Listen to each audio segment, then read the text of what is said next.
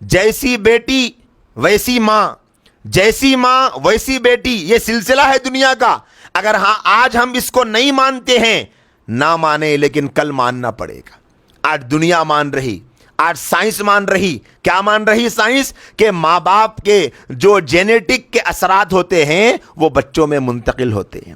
کہ باپ کے اندر اگر غصہ ہے تو اس غصے کا اثر بچوں میں آتا، باپ میں اگر بخالت ہے تو بچوں میں اس کا اثر منتقل ہوتا، ماں کے اندر اگر بے شرمی ہے تو بچوں میں اس کا اثر منتقل ہوتا. اسی لیے آپ دیکھو بعض ایسے مرد جو بزنس کرتے، تجارت کرتے، تو ان کے اولاد کے اندر بھی وہ فکر رہتی بزنس کرنے کی. کیوں؟ کیونکہ ان کے باپ کے اندر وہ اثر تھا. باپ اگر انتہائی سنجیدہ مزاج کا ہے تو بچوں کے اندر بھی اس کی عادتیں نظر آتی. ہم بھی ہمارے خاندان میں بول لیتے، ارے دیکھو اس کی یہ عادت دادی کے جیسی ہے، یہ چال نانا کے جیسی ہے، یہ صورت دیکھو نانی کے سر کی آئی، آنکھاں پردادی کے جیسے ہے، ہوٹاں دیکھو نانی کے جیسے ہے، کانا دیکھو خالہ کے جیسے. یہ سب کیا ہے؟ جیسے جسم کے بعض اعضاء میں مشابہت دکھتی ویسے ہی عادتیں بھی منتقل ہوتی. جیسے یہ دنیاوی عادتیں منتقل ہوتی ویسے ہی اللہ کی محبت بھی منتقل ہوتی.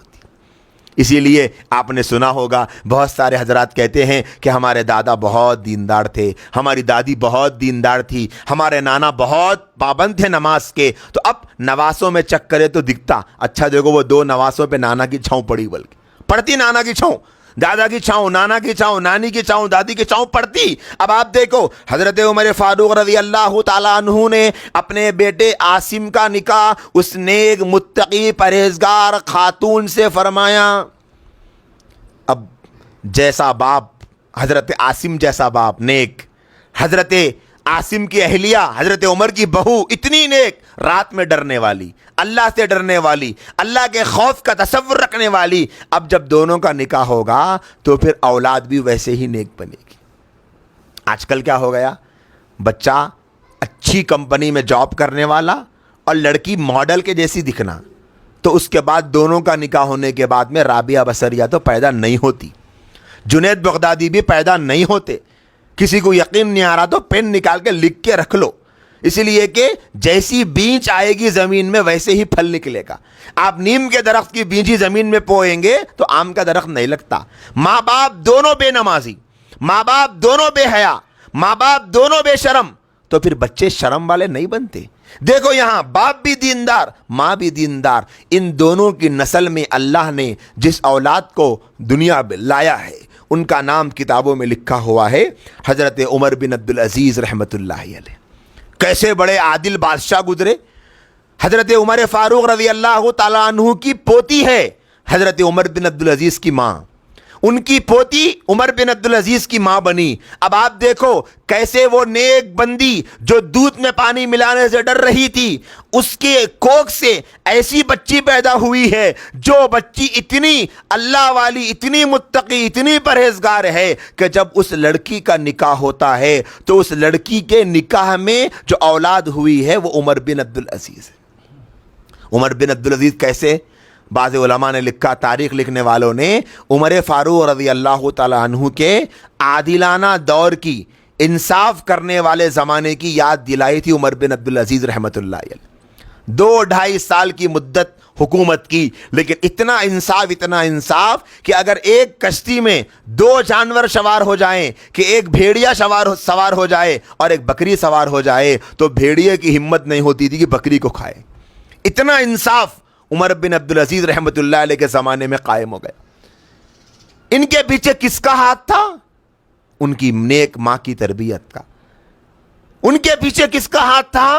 ان کی نیک ماں کی تربیت کا. تو بچے میری بہنوں گھروں میں بنتے. پھر آپ دیکھو جب ماں کوئی نیکی کی بیج بوتی ہے تو اللہ پاک اس کے اثرات دور دور تک دکھاتا ہے. حضرت عمر بن عبدالعزیز رحمۃ اللہ علیہ کی والدہ اتنی نیک، حضرت عمر بن عبدالعزیز رحمۃ اللہ علیہ کی بیوی، اللہ پاک نے دیکھو جیسے ماں نیک دی تھی ویسے ہی بیوی بھی اتنی نیک دی کہ بیٹے کی، عمر بن عبدالعزیز کی نیکی کے اثر کو دیکھ کر ان کی بیوی فاطمہ بھی متاثر ہو جاتی. ان کی بیوی کا نام ہے فاطمہ بنت عبد الملک. عبد الملک وقت کے خلیفہ کی بیٹی، وقت کے بادشاہ کی بیٹی، اور ایسی مالدار بیٹی کہ اپنے زمانے میں بڑے بڑے مالداروں میں ان کا شمار ہوا کرتا تھا۔ حضرت عمر بن عبدالعزیز رحمۃ اللہ علیہ کی بیوی بنی۔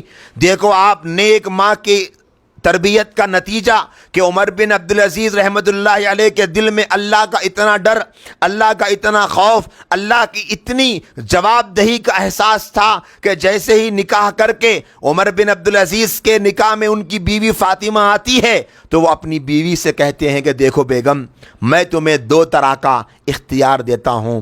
پہلا اختیار تو یہ ہے کہ تم اپنے باپ کی، چچا کی، دادا کی، جو بھی تمہارے خاندان کے مالدار بادشاہ ہے، ان کی جائیداد کو استعمال کرو اور تم ان کے جیسی زندگی گزار لو، میں تمہیں کچھ نہیں کہہ سکتا۔ لیکن دوسرا آپشن یہ ہے، اگر تم میرے ساتھ رہنا چاہتی ہو تو پھر تمہیں میرے جیسی زندگی گزارنی پڑے، سادی سیدھی زندگی۔ اب وہ بیوی بھی ایسی تھی کہ انہوں نے کہا کہ آپ جیسی زندگی گزارو گے میں ویسی زندگی گزارنے کو تیار۔ تصور کرو آج کے زمانے کی کوئی لڑکی رہتی تھی تو منہ بھر بھر کے شاید ماں باپ کو گالیاں دیتی کہ اتنا غریب شوہر کر کے دیے گا جی میرے کو، اتنا پریشان حال کر کے دیے گا۔ نہیں، کیا کہا؟ میں آپ کے ساتھ رہنے کو تیار ہوں۔ پھر آگے ایک مرتبہ گھر میں جب سے بادشاہ بنے تو روزانہ کوئی نہ کوئی سادہ سیدھا سالن بنتا تھا، تقریباً دال بنا کرتی تھی۔ تو ایک مرتبہ پکانے والا خادم باورچی وہ بھی اکتا گیا بیچارہ، اس نے عمر بن عبدالعزیز رحمۃ اللہ علیہ کی بیوی سے کہا کہ کیا تو بھی ہے یہ روزانہ اکثر دال کھاتے کھاتے میں تو اکتا گیا ہوں، اب میرے سے نہ ہو رہا دال کھانا، کوئی اور سالن بنا دیجئے نا، کوئی اور سالن بنانے کا حکم دے دیجئے نا۔ تو سنو، عمر بن عبدالعزیز کی بیوی کہتی ہے کہ آپ جو کھانا کھاتے ہیں میں بھی تو وہی کھاتی ہوں، اور عمر بن عبدالعزیز جو کھاتے ہیں ہمیں بھی وہی کھانا ہے۔ شکوہ نہیں، شکایت نہیں، یہ خوبیاں، یہ کوالٹیز میری بہنوں کسی اینڈرائڈ موبائل کے پلے اسٹور کے ایپ میں نہیں ملتی، یہ خوبیاں تو گھر میں تربیت سے بنتی ہے۔ اسی طریقے سے ایک مرتبہ عید کا موقع آیا، عمر بن عبدالعزیز رحمۃ اللہ علیہ کی بیوی نے آ کر کہا کہ دیکھو عید کا وقت قریب ہے، بچوں کو نئے کپڑے لینا ہے، ہمارے پاس پیسہ کچھ بھی نہیں ہے، اگر آپ کچھ پیسے عنایت کر دیتے تو میں اپنے بچوں کو عید کے لیے کوئی ڈھنگ کے کپڑے خرید لیتی۔ عمر بن عبدالعزیز رحمۃ اللہ علیہ نے فرمایا کہ دیکھو میرے پاس تو اتنا پیسہ نہیں ہے کہ میں اس کے ذریعے سے عید کے کپڑے خرید سکوں۔ تو انہوں نے مشورہ دیا، ایک کام کرو کہ جو خزانچی ہے بیت المال کا اور جو خازن ہے بیت المال کا، جو کیشیئر ہے، آپ اس سے کچھ پیسے لے لو۔ تو عمر بن عبدالعزیز رحمۃ اللہ علیہ نے بچوں کی خاطر ایک خط لکھا اپنے خادم کو کہ دیکھو بھائی، آنے والے مہینے کی جو تنخواہ ہوگی، تنخواہ لیا کرتے تھے بیت المال سے، وہ تنخواہ آپ مجھ کو ابھی بھیج دو تاکہ میں اپنے بچوں کی عید کا سامان کر لوں۔ اب اس زمانے کا خادم بھی وہ خادم تھا جیسے آج کی طرح نہیں، بلکہ اس نے جواب لکھا کہ اے امیر المومنین، آپ کا حکم سر آنکھوں پر ہے، اگر آپ مجھے اس بات کی گارنٹی دے دے کہ آپ آئندہ مہینے تک زندہ رہیں گے تو میں آپ کو آنے والے مہینے کی تنخواہ دے دوں۔ جیسے ہی وہ جملے پڑھے آنکھوں سے آنسو نکل گئے عمر بن عبدالعزیز کے، اور کہنے لگے میں اسی لیے کہہ رہا تھا کہ یہ دنیا مجھے نہیں چاہیے، اب تم جانو اور تمہارے بچے جانو۔ یاد رکھو میری بہنوں، عید کا دن تھا، بڑے بڑے اس زمانے کے لوگ اپنے اپنے بچوں کو کپڑے پہنا کر آ رہے تھے۔ عمر بن عبدالعزیز رحمۃ اللہ علیہ کے بچوں نے عید کے دن وہ کپڑے پہنے کہ وقت کا فرما رواں امیر المومنین ہیں اور جسم پر پیوند لگے ہوئے کپڑے ہیں، اور جب بچے قریب آئے تو بچوں کو قریب کیا، آنکھوں سے آنسو گئے، سینے سے لگایا اور کہنے لگے بیٹا آج تم پیوند والے کپڑوں پہ راضی ہو جاؤ، اللہ اگر راضی ہو گیا تو کل جنت میں اللہ تمہیں اس سے اعلیٰ کپڑے پہنائے۔ یہ تھی تربیت بچوں کی، کپڑوں کی محبت نکالی، دنیا کی محبت نکالی، مال کی محبت نکالی، اللہ کے لیے جینا اور اللہ کے لیے قربانیاں دینا سکھایا۔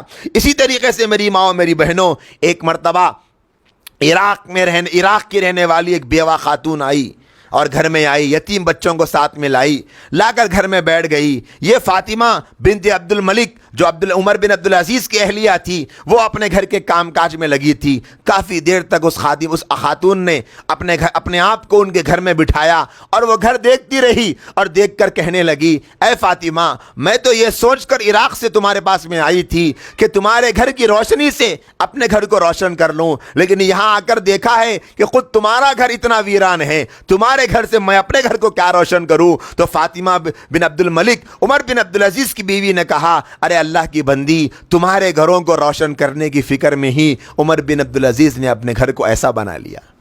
کل اللہ کے یہاں جواب دینا پڑے گا.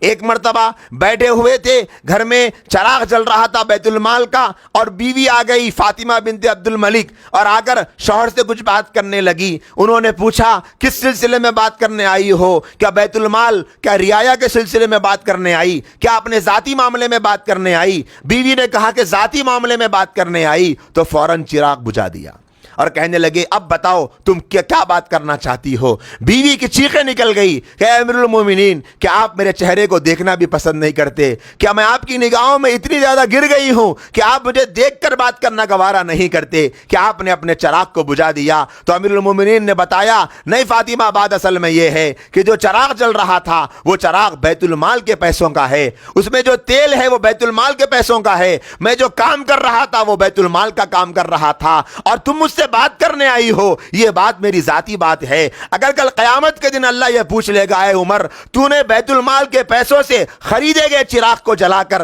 اپنی بیوی سے ذاتی بات کیوں کی, تو کل قیامت کے دن میں کیا جواب دوں گا؟ یہ سوچ کر میں نے چراغ کو بجھا دیا. یہ زندگی گزاری میری بہنوں. یہ ساری خوبیاں ایک ماں کی تربیت کے نتیجے میں اندر آئی تھی. زندگی کا آخری وقت تھا, عمر بن عبدالعزیز رحمت اللہ علیہ کے بہن وئی ان سے ملاقات کے لیے آئے, مرض الوفات میں پڑے ہوئے ہیں, وقت کا امیر المومنین ہے, حضرت عمر فاروق رضی اللہ تعالیٰ عنہ کے نہج پر حکومت چلانے والا انسان ہے. سوچو اللہ پاک نے کتنا مالوں سے نوازا تھا, لیکن وقت زندگی کا آخری وقت ہے. جسم پر پرانا پھٹا ہوا کپڑا پہنے ہوئے ہیں. بہن وہ قریب آ کر کہتے ہیں عمر بن عبدالعزیز کے جسم پر کوئی اچھا سا کپڑا پہنا دو, لوگ عیادت کے لیے آئیں گے, زندگی کے آخری لمحات چل رہے ہیں, لوگ آ کر ملاقات کریں گے, ان کو دیکھیں گے, ان سے مصافحہ کرنے کی خواہش کریں گے, ان کے قریب آنے کی تمنا کریں گے. تو فاطمہ بنت عبد الملک کی آنکھوں میں آنسو آ گئے اور کہنے لگے آپ یقین کریں یا نہ کریں, لیکن عمر بن عبدالعزیز کے جسم پر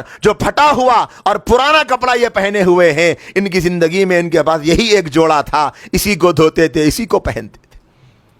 یہ زندگیاں گزری میری بہنوں. یہ زندگیاں میں آپ کو اس دنیا کے علاوہ کی نہیں بتا رہا ہوں. آپ جیسی ماں نے جب اپنے بچوں کو سنوارا تھا تو زندگیوں میں ایسا انقلاب آیا تھا.